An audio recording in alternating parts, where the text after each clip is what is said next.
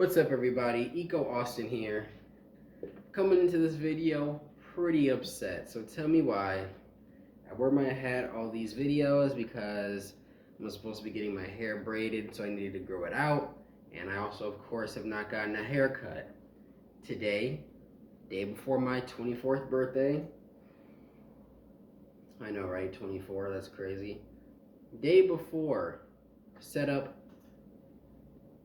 braid appointment, haircut appointment. The person that's supposed to braid my hair said that they were getting a tattoo or some shit, so now they're saying, oh, we gotta reschedule for later. That was like at 9 a.m. Still haven't texted me back of if it'll work out today or not. Then I'm like, okay, you know what? Maybe I'll get my hair faded first, just to do something with my day. The barbershop's not responding, and it's appointment only, so I can't even walk in there. But anyways, guys, hope you guys had a fantastic week. Hope everything went smoothly. Hope it was, drama free. And I'm back on it. Didn't have a lot of time to work on this channel last week, or the week before for that matter. So I promise I will most definitely make it up to you guys. Now, today I would like to talk about climate policy and the post-Paris Agreement that America is going through right now. So, to give you a little background, the Paris Agreement was an agreement within the United Nations Convention of Climate Change in regards to greenhouse gas emissions, mitigation of environmental degradation, sustainable adaptation, environmental financial movements up until I believe the year 2050. Everything covered environmentally was going on in that convention, and it was agreement to pursue sustainable goals over the span of 50 so odd years. This was signed back in 2016 with President Barack Obama. Now, currently, it's represented by 196 different state parties and representatives across the world at the Paris Conference back then, and all members signed the agreement, and each member must determine, plan, and regularly report to the UN the contributions that they're making to mitigate global warming. So, what I'm saying right now is I see no issue with this agreement at all, except for, political differences. And that's exactly what happened. You see, June 1st, 2017, so 3 years ago now, Donald Trump, President Trump, decided to seize all participation with the, Paris Agreement because he was saying that essentially the Paris Climate Accord will eventually undermine the U.S. economy, and therefore it would eventually put America at a disadvantage permanently. Now, you see that choice of words, it undermines the U.S. economy and that America will be at a disadvantage forever.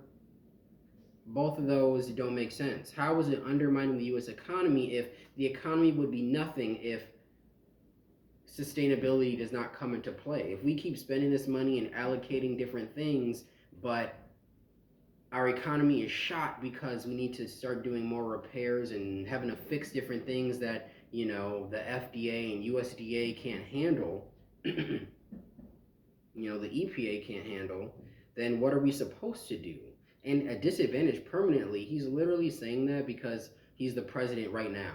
Like, I really don't think the Paris Agreement, having goals to mitigate climate change, to mitigate the impact that it'll eventually have, inevitably have, I don't think that it'll make that much of a difference and put us at a worse position than we already are. And the fact that he uses the word permanently is like, well, how long would you say permanently is? Like, we don't even know how long America's going to be around, how long the world's going to be around. That's a very unfair statement considering scientists don't even know that information. So, good news is America cannot officially leave until November 4th of this year, which is one day after the presidential election. So you see that?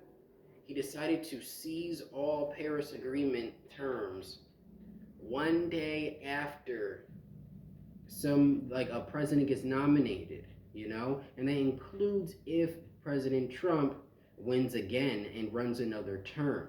So even if someone else wins, they are out of the Paris Agreement on their first day on the job. See, that's what happens in politics. They like to set things up ahead of time. Living in Wisconsin, I remember Governor Scott Walker trying to pass a bill so that his past bills could not be reversed. It's crazy out there. But back to climate policy, only the Republican Party gave praise. Like the Republican Party of America, of just one country. The UN, like I said, is 200 countries and representatives. Everyone else, overwhelmingly, had a negative reaction on this decision, and that was on an international scale. So now you're making enemies and you're letting, the world view America as, completely unsustainable, no intentions of being better for Earth, better for the environment, better for the future generations that we will have on Earth. So, because of that and a lot of disagreements within politics, different states have come together to create the United States Climate Alliance, which is 24 states and Puerto Rico right now, and it's growing every year because they are now having individual goals by 2050, and they feel like if we all come together, we can basically override what Trump is trying to stop. He just doesn't want to spend money on environmental protection. That does not align with his goals, and of course, it's a money-driven thing. He can make much more money in oil, than solar power, solar wind, solar electricity, hydroelectricity, things like that. He's like, no, I just want crude oil, and that's it. I don't care about DDTs, I don't care about pesticides, that's it. So you gotta ask yourself, what's more important? Money, something tangible, cold hard cash, or sustainability, the chance of making more money while also allowing the earth to heal and be better for future generations. So it's a question of ethics, and that's up to you to decide, and that ultimately decides who you will vote for in this upcoming election. Thank you guys. Hope you guys enjoyed that. Make sure to like, comment, and subscribe. I will be uploading another video unrelated. Like I said, I try to keep things, within the same circle, but unrelated from one another so that I can give you guys a wide variety of content, all falling under the same umbrella. So, like I said, like, comment, subscribe. Let me know what you think, and I'll see you in the next video. Peace.